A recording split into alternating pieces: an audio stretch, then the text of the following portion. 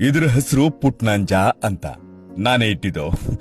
ಇನ್ನೇನ್ರಿ ಮತ್ತೆ, ಈ ಪುಟಾಣಿ ಪ್ರಾಣಿ ಹತ್ರ ಎಂಥ ನಂಜಿದೆ ಅಂದ್ರೆ ಅದು ನೋಡೇ ಆ ಹೆಸರಿಟ್ಟೆ.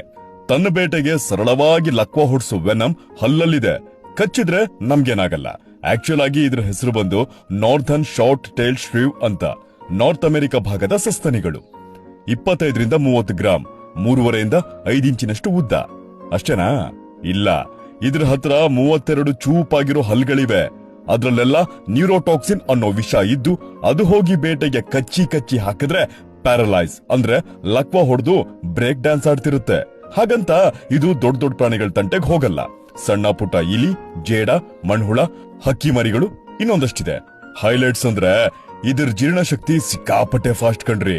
ಪ್ರತಿ 2-3 ಗಂಟೆಗೆ ಒಮ್ಮೊಮ್ಮೆ ಏನಾದ್ರೂ ತಿಂತಿರ್ಬೇಕು.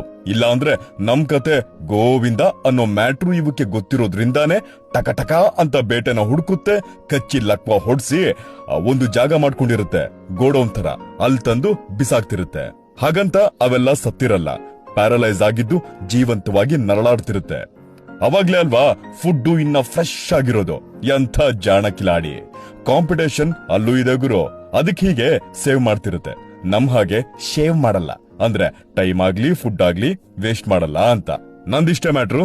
ಬರ್ತೀನಿ. ಬಾಯ್.